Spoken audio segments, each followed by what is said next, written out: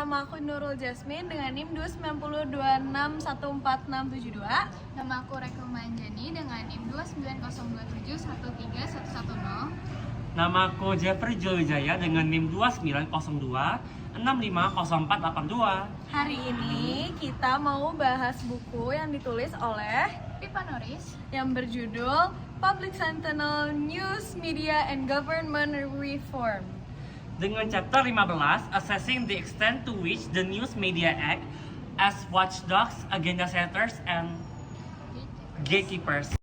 Oke, di kesempatan kali ini kita akan membahas lebih lanjut tentang buku ini, yang dimana buku ini itu mengkaji sejauh mana media massa berfungsi sebagai watchdog, agenda setter, dan gatekeeper dalam konteks pemerintahan dan reformasi.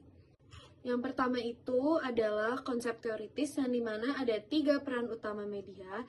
Di dalam teori yang dibangun oleh Norris dan Odugbemi, media massa itu idealnya berfungsi dalam 3 peran kunci, yaitu memang watchdog, agenda setter, dan gatekeeper yang sudah tadi saya sebutkan. Oke, yang pertama adalah watchdog, yang dimana media itu berperan untuk mengawasi kekuasaan publik dan swasta dan mengungkap korupsi serta maladministrasi serta penyalahgunaan wewenang, dan juga media itu bertindak skeptis terhadap kekuasaan demi menjaga kepentingan publik. Agenda setter. Media memilih topik-topik penting yang layak mendapatkan perhatian publik dan pembuatan kebijakan. Dengan menyoroti isu-isu tertentu, media mempengaruhi apa yang dianggap penting dalam ruang publik. Gatekeeper. Media menyaring, mengatur ruang publik, memilih suara, perspektif, dan narasi mana yang akan dipublikasikan, serta memberi kerangka diskusi dalam ranah publik. Namun, meskipun secara teoritis peran-peran ini jelas, pertanyaannya adalah berapa besar dan dalam kondisi apa media benar-benar mampu menjalankannya. 2. Bukti empiris sejauh mana media memenuhi perannya. Bab ini memaparkan beberapa temuan empiris dari literatur dan studi komparatif. Media yang relatif bebas dan pluralistik cenderung memiliki korelasi yang lebih kuat dengan tata kelola yang baik, termasuk kontrol korupsi. Dalam negara demokratis, kebebasan pers bisa menjelaskan sebagian variasi persepsi korupsi. Namun, dalam demokrasi yang baru atau semi-bebas, korelasi tersebut menjadi lemah atau bahkan tidak konsisten. Studi kasus lokal menunjukkan bahwa media lokal, terutama radio dan televisi daerah, sering lebih efektif dalam fungsi pengawasan di komunitas yang aksesnya lebih terbatas. Di Brazil, temuan audit keuangan yang dipublikasikan melalui media lokal menghasilkan buruh suara bagi pejabat bersih di daerah-daerah mendengarkan media tersebut. Meskipun demikian, bukti terperinci yang menghubungi media, agenda publik, respon kebijakan masih relatif terbatas. Bab ini menyoroti bahwa meskipun banyak klaim normatif tentang peran media, penelitian kuantitatif yang mampu menjelaskan mekanisme kausal secara tepat masih sedikit.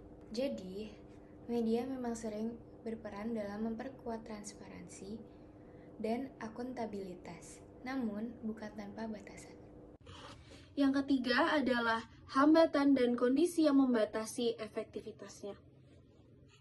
Dijabari, yaitu yang pertama adalah pembatasan kebebasan pers atau kontrol negara, yang dimana sudah banyak sekali sensor, kemudian intimidasi, regulasi media yang membatasi independensi, dan juga kegagalan pasar media itu sudah sangat banyak.